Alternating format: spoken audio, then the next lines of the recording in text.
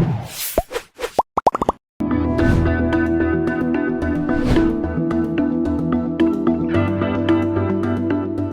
penyebaran COVID-19 di Indonesia kini masih mengkhawatirkan. Hal tersebut membuat pemerintah saat ini berupaya untuk mengatasi dan menekan angka penyebaran COVID-19 yang terbilang sangat cepat. Di balik perjuangan pemerintah dalam mengatasi penyebaran COVID-19, baru-baru ini dihebohkan dengan adanya sumbangan berjumlah 2 triliun rupiah yang disumbangkan oleh almarhum Aki Ditio, sang pengusaha dari Aceh. Hal tersebut pun mengundang komentar dan pujian dari publik figur tanah air, yaitu Indra Bekti yang mengapresiasikan atas bantuan yang diberikan untuk penanganan COVID di Indonesia yang kini sedang mengalami penularan yang cukup signifikan. Hal positifnya tentunya adalah bahwa ternyata ini bisa menjadi berita yang bisa meningkatkan imun nih, karena ini merupakan berita bahagia, berita yang positif dan bisa jadi panutan banyak orang. Dan mungkin banyak orang yang akhirnya terbantu dengan adanya sumbangan 2 triliun ini gitu. Ini sih sangat membanggakan dan sangat menggembirakan ya. Ini merupakan berita yang sangat positif, meningkatin imun banget. Jadi terima kasih untuk yang sudah menyumbangkan tersebut. Semoga dibalas oleh Tuhan dengan lebih banyak lagi.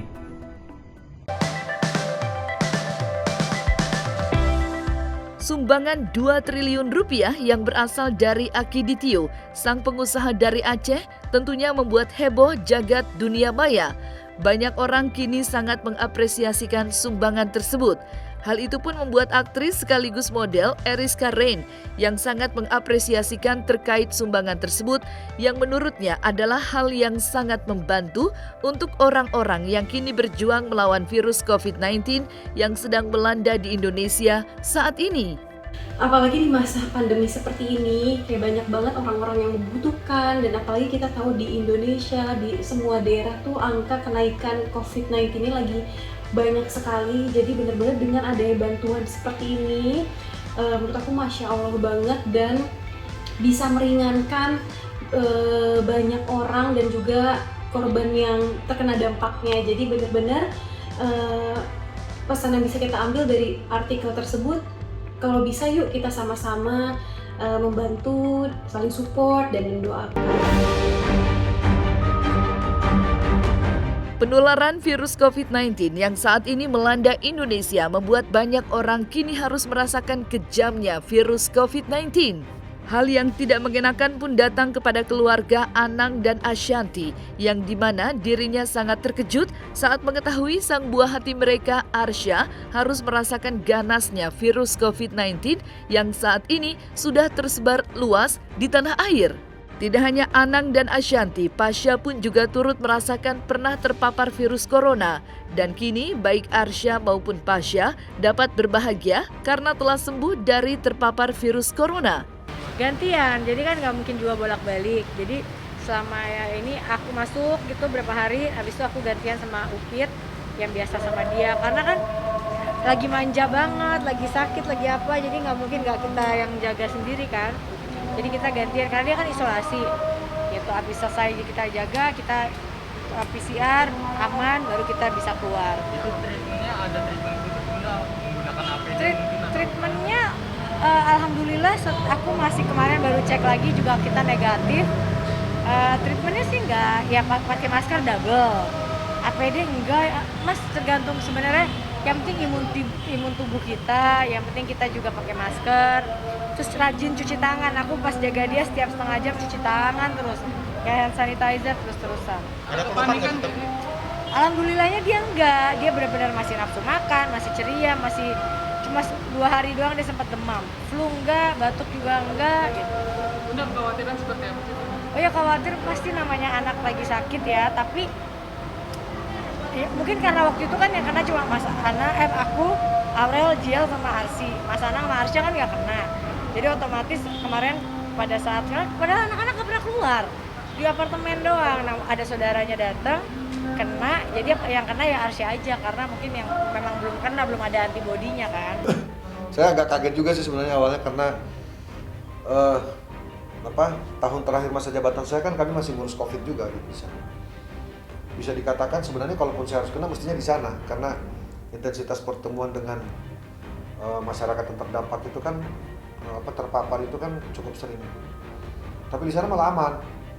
Gitu.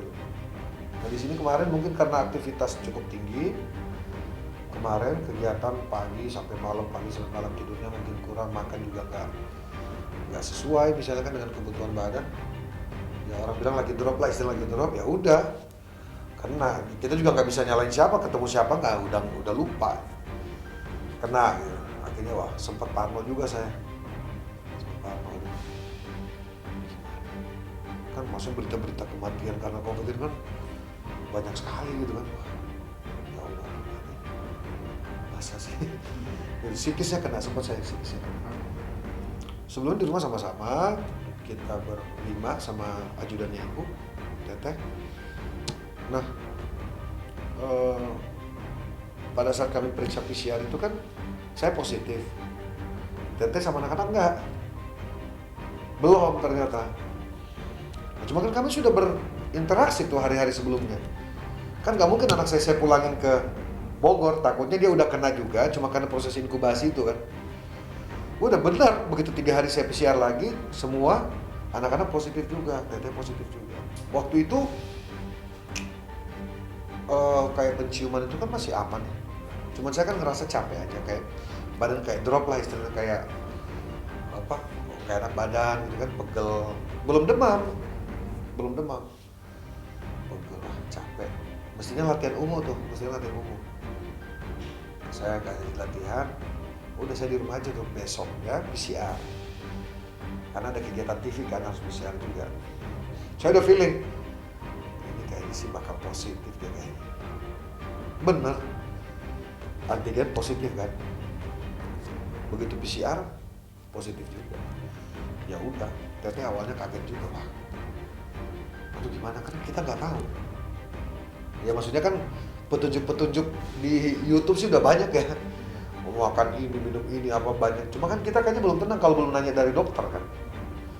Nah sementara kan kita isoman. Udah kita cari informasi. Sampai hari ini kita komunikasi dengan rumah sakit, dokter yang ditunjuk untuk menyampaikan itu apa komunikasi disampaikan. Alhamdulillah.